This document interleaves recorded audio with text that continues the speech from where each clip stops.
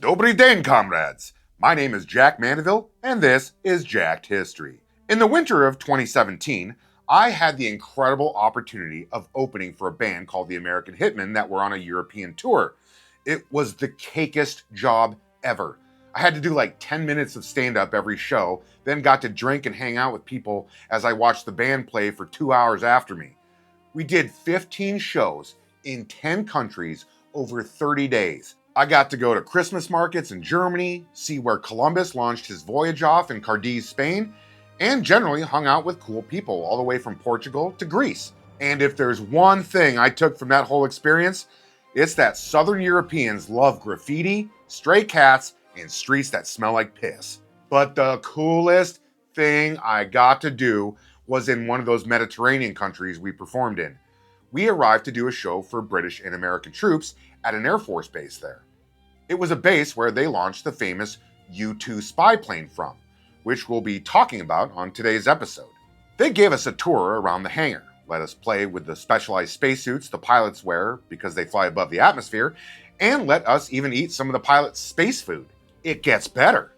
I got to ride in the chase car when one of the U-2s were coming back from a mission.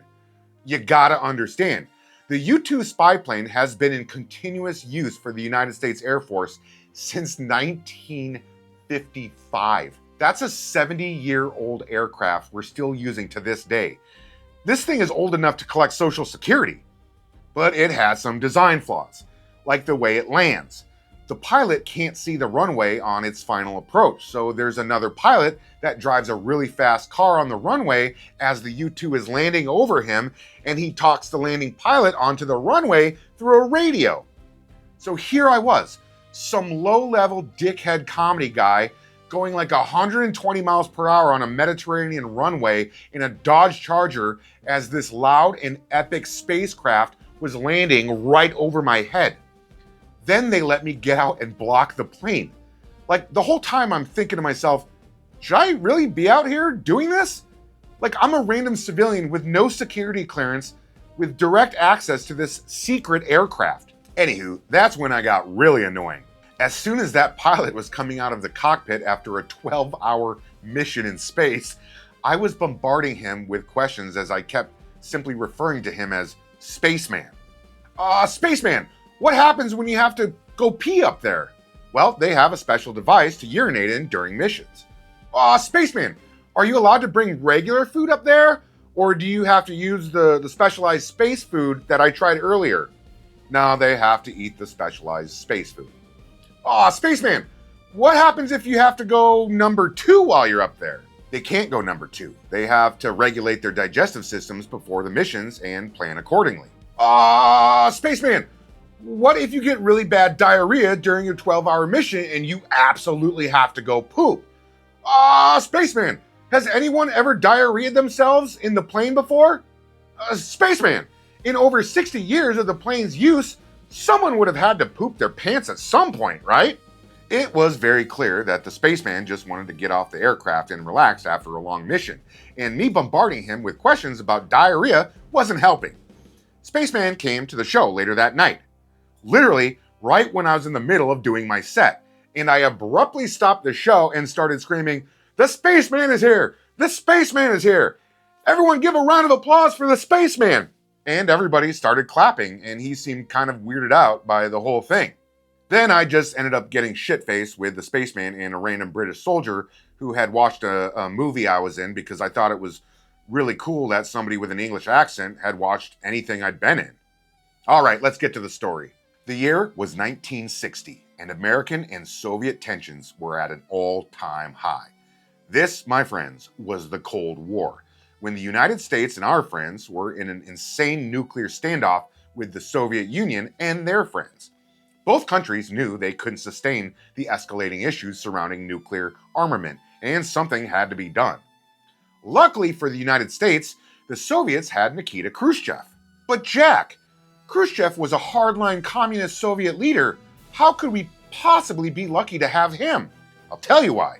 Because if you know anything about his predecessor, Joseph Stalin, Khrushchev looked like a goddamn liberal compared to him.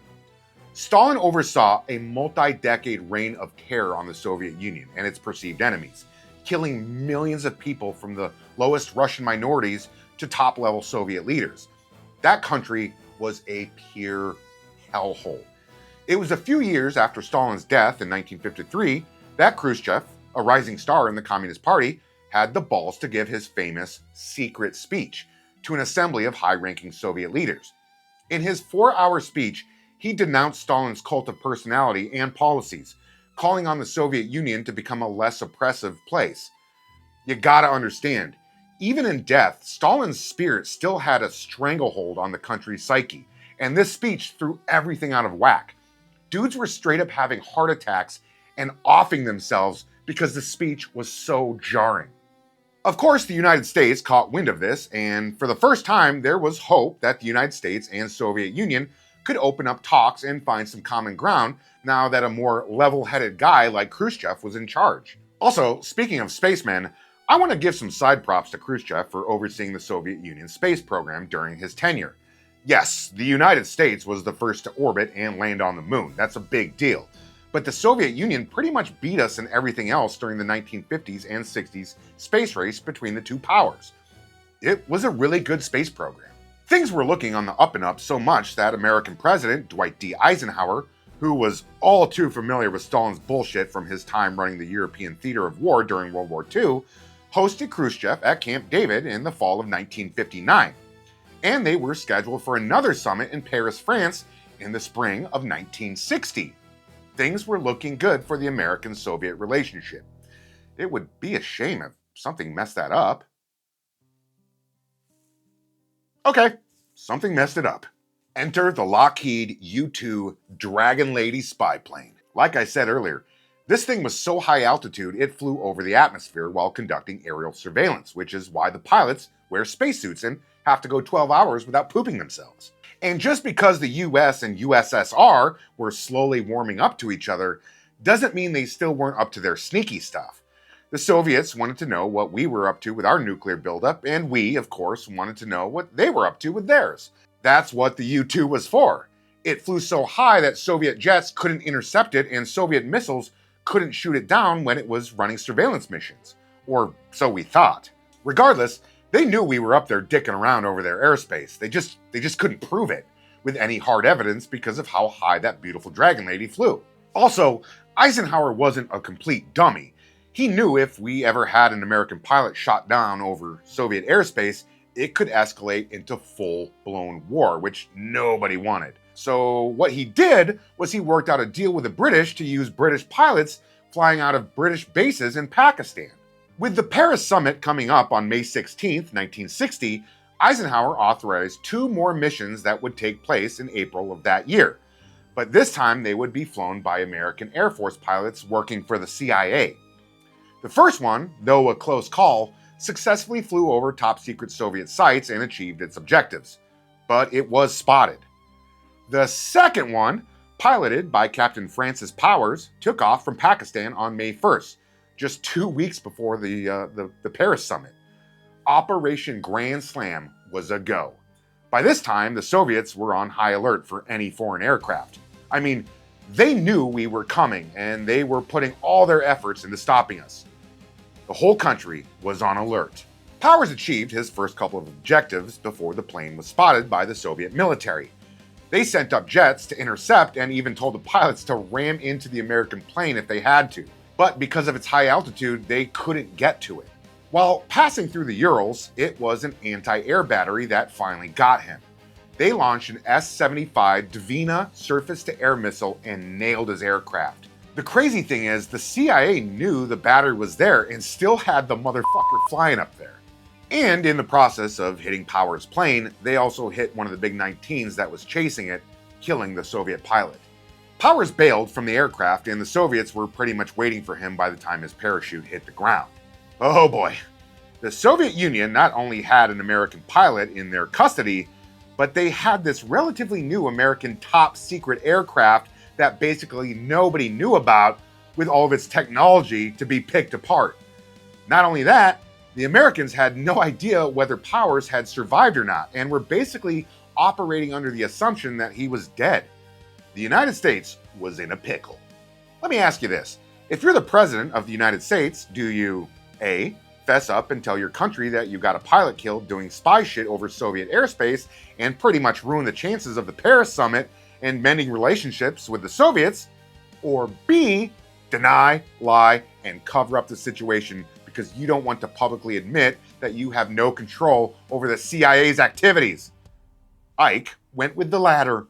And the American government didn't just lie. They concocted an elaborate story of a missing pilot that went down near Turkey because his oxygen system failed, then painted a U-2 in NASA coloring to give the impression the U-2 was just a space exploration plane and not a spy plane. They showed it to the public, then announced it was grounding all U-2 planes to inspect their oxygen system. Have you ever caught a child in a lie? Like, you ask them if they did something wrong and they flat out lie to you about it even though you're sitting on clear evidence of their wrongdoing? Then you ask them a follow-up question to give them the chance to tell the truth, but they just double down instead and make up even more bullshit because the child is completely unaware that you're clearly onto them. And after they've dug themselves into a hole too deep, you present clear evidence to them of their wrongdoing, hoping the child has enough cognitive ability to feel shame about their actions and lying, and they will never do it again. That's what Nikita Khrushchev was doing. He was treating the United States like it was a fucking 5-year-old. And after a week of the United States lies, Khrushchev basically came out and publicly said, hey, here's this aircraft of yours that we have with 0 NASA markings on it. Oh, and by the way, here's your pilot. He's alive and well, and he's already completely fessed up to the whole spying thing. The United States, President Eisenhower, and the Central Intelligence Agency looked dumb as shit to the international community. It was a complete effing embarrassment. And look, don't get me wrong. Both sides were doing sneaky things to each other. It's not like the Soviets were playing it straight during this period. It's just that the United States got caught, and now Khrushchev had moral leverage over the United States. As for the aftermath, there was good news and bad news. The good news? Nothing escalated into actual conflict. It was, like I said, just pretty embarrassing for the US, and they actually went ahead for the planned summit a week later. The bad news? Nothing came of the summit as the whole U-2 thing clouded any potential of progress. I mean, Khrushchev would not shut the fuck up about the whole thing and used it as an opportunity to spend his time in Paris scolding the United States. And a planned meeting between Eisenhower and Khrushchev in Moscow was canceled directly after. The Cold War would go on for another 30 years as a result.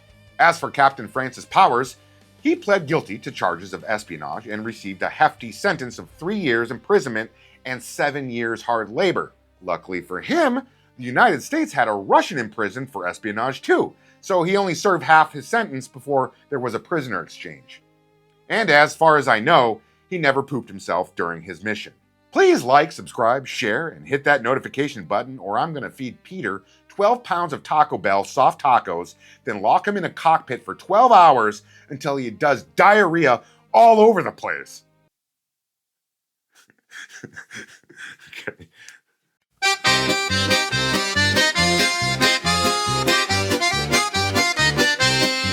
A spaceman flies above the atmosphere, but his tummy hurts, he must eject here. Fly, spaceman, fly, go beyond the sky. Meet Nikita Khrushchev and drill your ass off.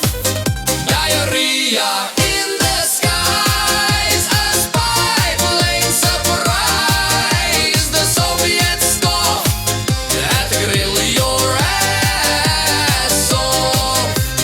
Don't go number 2 in the sky so blue. The Ruskies dance as you shit your pants.